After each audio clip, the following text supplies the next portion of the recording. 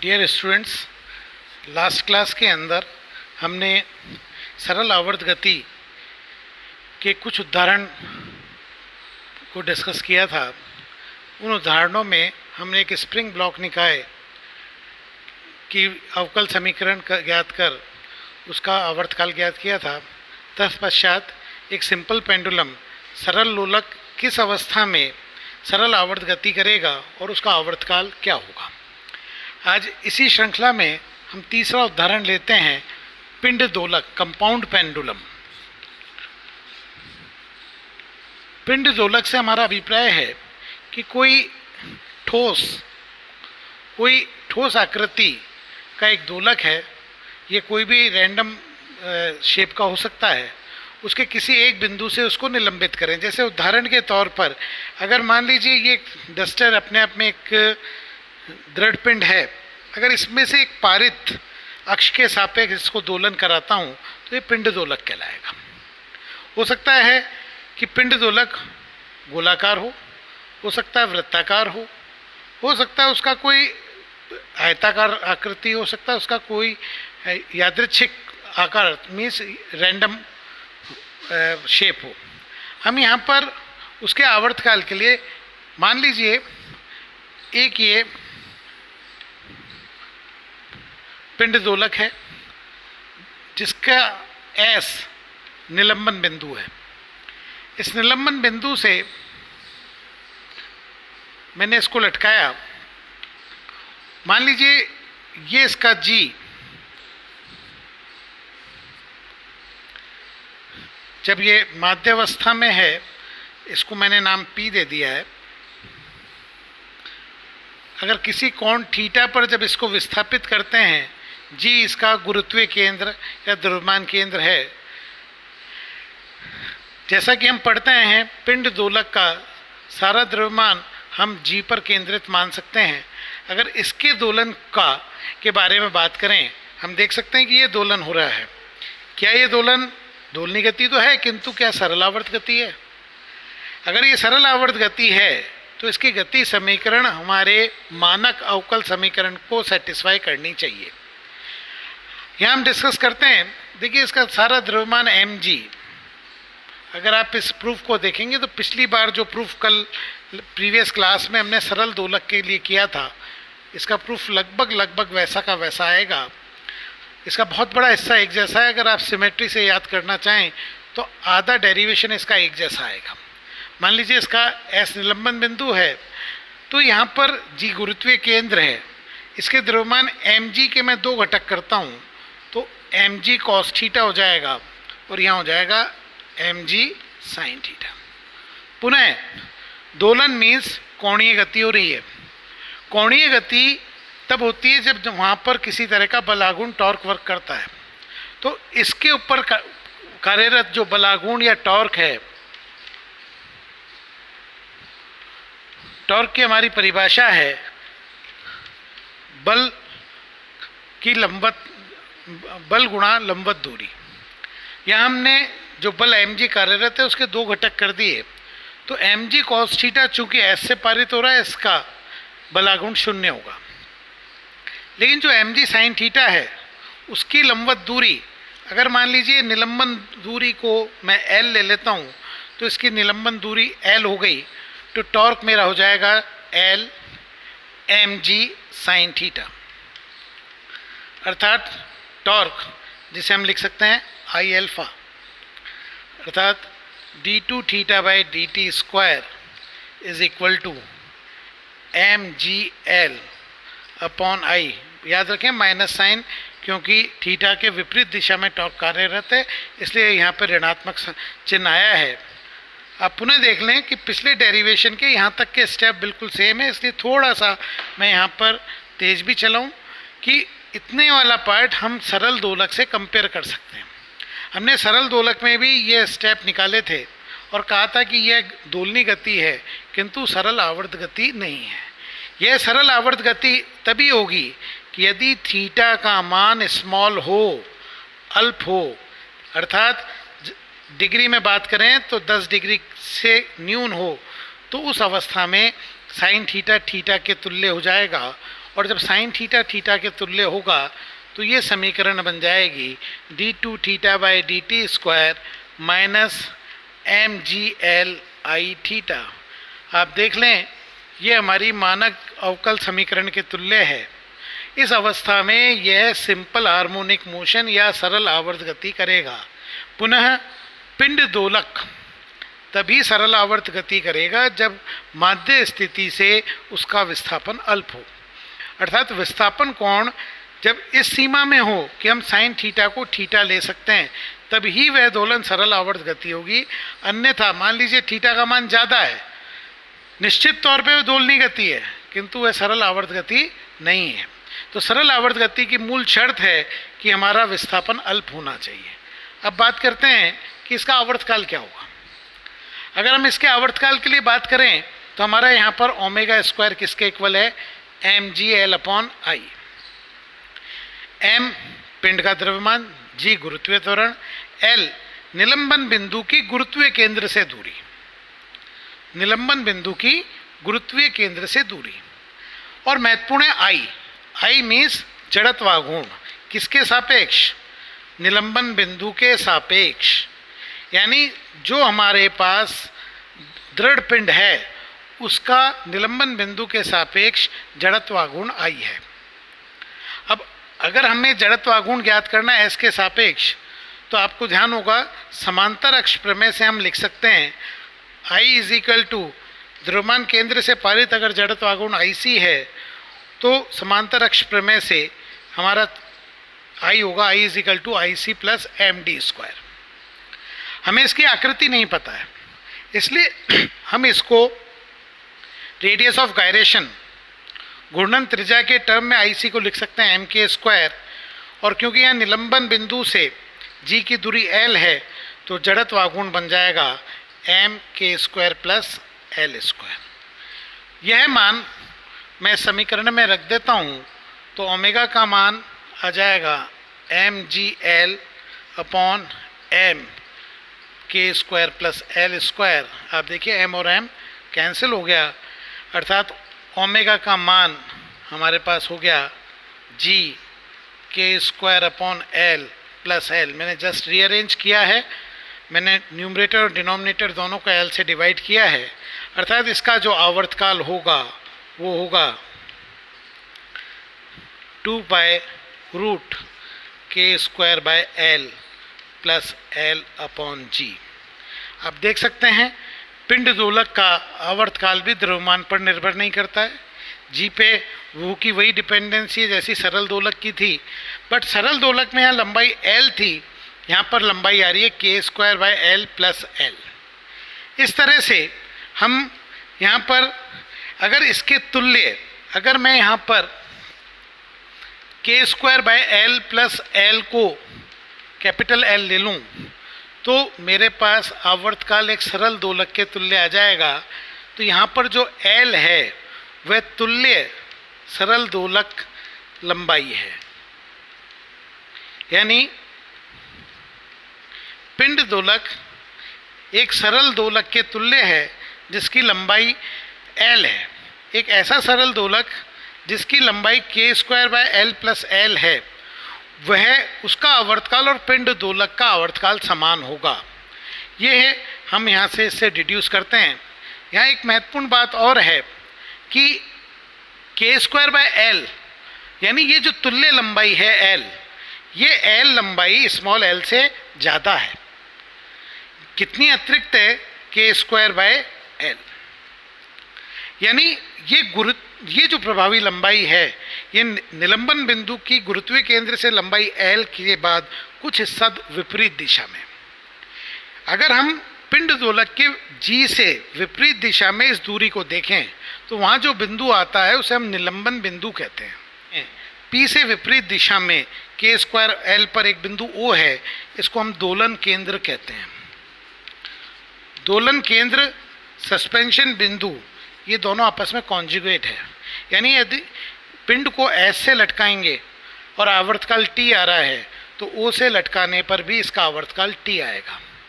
S और ओ एक दूसरे के कॉन्जुगेट हैं। इस तरह से इसे हम दोलन केंद्र कहते हैं, इसे निलंबन बिंदु कहते हैं।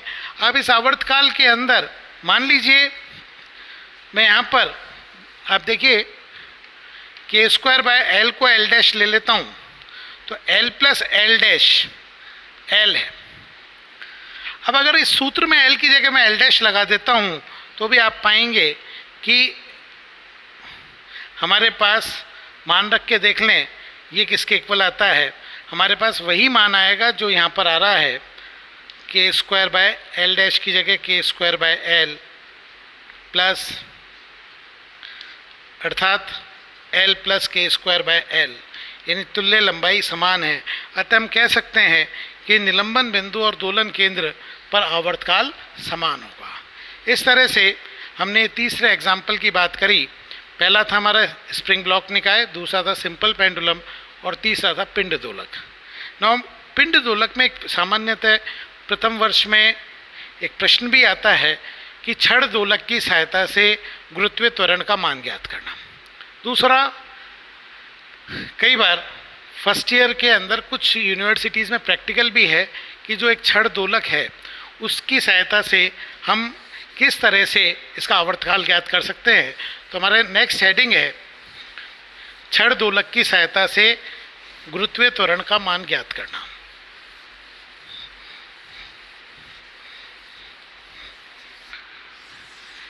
छड़ दोलक एक आयताकार या बेलनाकार एक छड़ होती है जिसके हर 5 सेंटीमीटर के ऊपर एक छिद्र होता है। इस तरह से इसमें या तो मार्क बने हुए होंगे या छिद्र होगा, जैसा मैं आपको दिखाता हूं।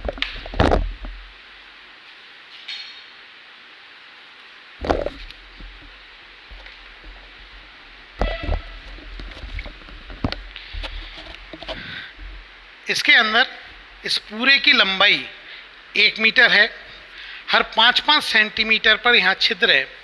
इस तरह से यहाँ से लेके यहाँ तक 5, 10, 15, 20, 25, 95 सेंटीमीटर तक यहाँ या तो छिद्र या निशान होते हैं। हम किसी रिजिड सपोर्ट से एक बिंदु के ऊपर अपना क्लैंप लगाते हैं और इसका दोलन कराते हैं। मैं आपको यहाँ पर एक सिंपल पेंडुलम बता रहा हूँ, पहले इसका एक्सपेरिमेंट का वे समझें। आप देखिए इसके हर 5 सेंटीमीटर पे एक निशान बना हुआ है, 5, 10, 15, 20, 25, 30, 35, 40, 45, इस तरह से ये 95 तक। ये बेलनाकार छड़ दोलक या अपन बार पेंडुलम कह सकते हैं। अब इसके जो क्लैंप है उसको मैंने 5 सेंटीमीटर पे फिक्स कर लिया और रिजल्ट सपोर्ट पे यूँ लटका के अपनी कंडीशन के अकॉर्डिंग अल्प कोण के लिए इसके दोलन करवाता हूँ। जब इसके मैं दोलन करवाऊँगा, यहाँ तो मैं हाथ पे रख रखा है लेकिन रिजिड सरफेस पे रख के इसके दोलन कराएंगे तो हमें कुछ आवर्तकाल ज्ञात होगा। जब हम 5 सेंटीमीटर के बाद इसको मूव करते हुए 10 पे ले आएंगे, 15 पे लाएंगे, 20, 25, 30, 35, 40, 45, 50 के ऊपर इसका दोलन नहीं होगा। ये अगर इस तरह से हो जाएगा, यानी इस समय दोलन नहीं होगा, एक तरह से इसका आवर्तकाल अनंत है।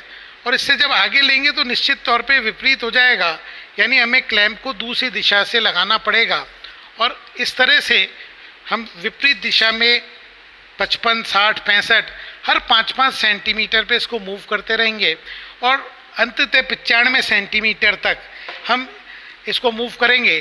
यानी हमने एक छड़ दोलक के हर छिद्र में एक बार क्लैंप को फिक्स किया और इसका आवर्तकाल ज्ञात किया। यानी जिस समय हमारा जो निलंबन बिंदु है, देखिए गुरुत्वीय, आपको ये तो पता ही है कि जी सेंटर में होता है, इसका गुरुत्वीय केंद्र तो सेंटर में है, लेकिन निलंबन बिंदु से प्रारंभ में 45 सेंटीमीटर दूरी थी, फिर 40 रह गई, फिर 35, फिर 30 सेंटीमीटर, फिर 25 सेंटीमीटर, फिर 20 सेंटीमीटर, इस तरह से शून्य भी हुई। शून्य के बाद विपरीत दिशा में 5, 10, 15। तो हम पाएंगे कि इसका जो ग्राफ आएगा, उस ग्राफ को मैंने यहाँ ड्रॉ किया है। यहाँ पर ग्राफ के अंदर मैंने इस एक्सिस पे आवर्तकाल लिया है और इस एक्सिस पे दूरी ली है मैंने एक सिरे से। अगर मैं एक सिरे से दूरी को देखूं तो ये ग्राफ कुछ इस तरह से आएगा। ठीक 50 सेंटीमीटर जो मिड पॉइंट है वहां पर कोई दोलन प्राप्त नहीं हो रहे, यानी उसका दोलन काल अनंत है। यहां से शुरू करूं 5 सेंटीमीटर, 5 के बाद 10, 10 के बाद 15, 15 के बाद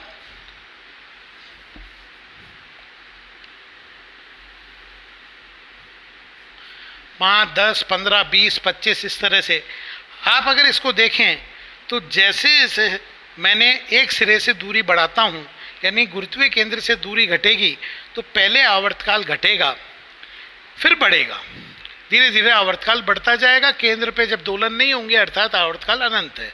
और ऐसा का ऐसा विपरीत दिशा में होगा, पहले आवर्तकाल यहाँ पे घट रहा है फिर बढ़ेगा। आप देखेंगे किसी भी आवर्तकाल के लिए सामान्यतः मेरे पास 3 बिंदु है, से फर्स्ट, सेकंड, थर्ड और फोर्थ। बिंदु 1, 2, 3 और 4 ये वो हैं जिनमें t का मान समान है, यानी यहाँ कुल 4 ऐसे बिंदु प्राप्त हो रहे हैं जिन पे मान समान है। यहाँ पे 1 और 3 कॉन्जुगेट है, 2 और 4 कॉन्जुगेट है, यानी 1 जब हमारा निलंबन बिंदु है तो दोलन केंद्र 3 है, अर्थात जब 2 निलंबन बिंदु है तो दोलन केंद्र 4 है। और इससे विपरीत कर लें, 3 जब निलंबन बिंदु होगा तो उसके संगत 1 दोलन केंद्र होगा। इस तरह से सामान्यतः हर आवर्तकाल के लिए यहाँ पे 4 मान आते हैं। केवल 2 ही ऐसे बिंदु आते हैं जहां पर आवर्तकाल मिनिमम है, न्यूनतम है। इन दोनों आवर्तकाल के मध्य अगर इनको ए बी नाम देता हूं तो ये जो दूरी है आप ज्ञात करेंगे तो ये 2k है। के का मतलब रेडियस ऑफ गायरेशन घूर्णन त्रिज्या।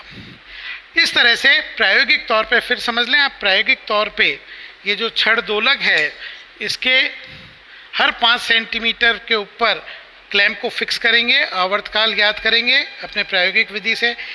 10, 15, 20, 25 इस तरह से लगातार हम इसका आवर्तकाल ज्ञात करेंगे। हमारे पास जो आवर्तकाल ज्ञात हो रहा है उसका एक ग्राफ बनाएंगे। एक सिरे से दूरी ली, आवर्तकाल लिया, ग्राफ का शेप लगभग इस तरह का आ रहा है। यहाँ हम पाएंगे कि हर आवर्तकाल के संगत 4 बिंदु ऐसे हैं जहाँ आवर्तकाल समान है, लेकिन 2 बिंदु ऐसे हैं जहाँ पर न्यूनतम है। ये यूनिक पॉइंट्स हैं। इन दोनों यूनिक पॉइंट के बीच का जो डिफरेंस है वो 2k है।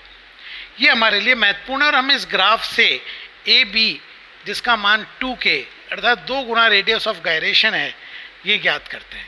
ये वो बिंदु है जहाँ पे k² L will be equal to L, यानी k is equal to L है। ये वो बिंदु है जहाँ k इज इक्वल टू क्या है, L। ऐसी अवस्था के अंदर हमारा जो आवर्तकाल होगा वो होगा 2 pi root k² L plus L upon G, अर्थात 2 पाई 2L, क्योंकि k² L किसके इक्वल है, L, तो 2L अपॉन G। हमने यहाँ पे 2L या 2k का मान ज्ञात कर लिया है। 2k या 2L का मान AB के इक्वल है, तो हम यहाँ से ज्ञात कर सकते हैं t² इज इक्वल टू 2 पाई, ये मान हो गया AB और ये हो गया G। इस तरह से G का मान हो जाएगा 2 पाई AB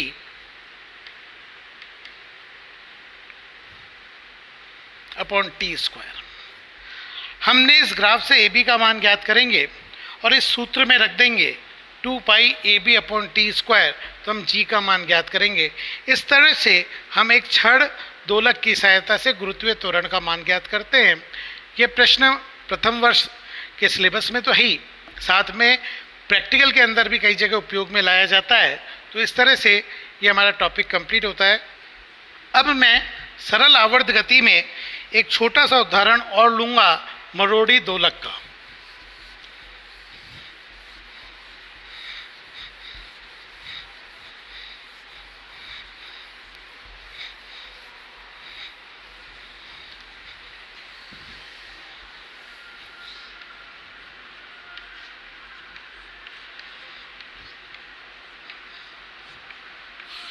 हमारा अगला टॉपिक है मरोड़ी दोलक। मरोड़ी दोलक से हमारा अभिप्राय है कि यहाँ पर एक रिजिड सपोर्ट से एक तार है, तार के दूसरे बिंदु पर एक ठोस चकती हमने, जिसका जरूरी नहीं है चकती हो सकता है गोला हो, एक तरह से ठोस वस्तु को हमने लटकाया है। जब इस ठोस वस्तु को लटकाते हैं, मान लीजिए इस तार की लंबाई L है, ये इसका गुरुत्वीय केंद्र है। ये जो भी ठोस वस्तु है, ये चकती भी हो सकती है, गोला भी हो सकता है। अगर इसका, जब हम एक रिजिड सरफेस से एक डिस्क को हमने लटका रखा है और इस तार को हम ऐंठन देते हैं, तो जब तार को ऐंठन देते हैं तो जैसे हम बल हटाते हैं तो ये पूर्ववर्ती अवस्था में आने लगता है। इसके कारण यह प्रत्यानयन टॉर्क, प्रत्यानयन बलागुण उत्पन्न होता है, वो होता है सी थीटा, जहाँ सी हमारा ऐंठन कोण कहलाता है, ऐंठन गुणांक कहलाता है, मरोड़ी गुणांक कहलाता है, और थीटा कोण है। तो इस तरह से यहाँ पर restoring torque प्रत्यानयन बलागुण minus C theta के इक्वल डेवलप होता है। हम जानते हैं टॉर्क का मान आई अल्फा होता है, तो आप देख सकते हैं अल्फा का मतलब d2 theta by dt square is equal to minus C upon I. यह समीकरण हमारी मानक अवकल समीकरण के तुल्य है, एक सरल आवर्त गति की जो मानक समीकरण है उसके तुल्य है। अर्थात इस दोलक के जो दोलन है वो सरल आवर्त गति है, यहाँ हमने कोई कंडीशन काम में नहीं ली है, जिसका ओमेगा स्क्वायर सी आई है, यानी कोणीय आवर्ती रूट सी बाई आई है। मैं पुनः रिपीट कर रहा हूँ कि हमने यहाँ पर एक रिजिड सरफेस सपोर्ट से एक तार को लटकाया है, तार के दूसरे सिरे पर कोई ठोस वस्तु लगी हुई है।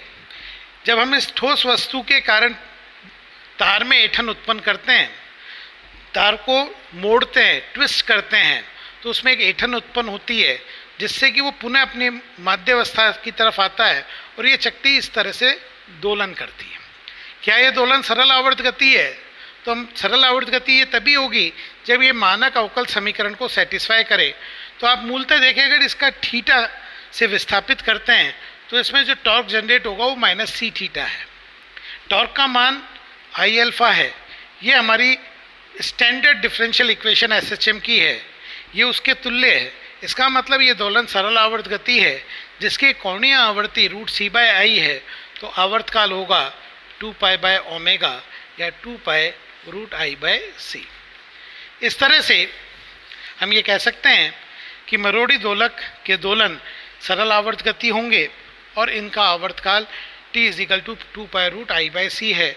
इसके अंदर L का कोई रोल नहीं है, आवर्तकाल की L पे डिपेंडेंसी नहीं है। Thank you.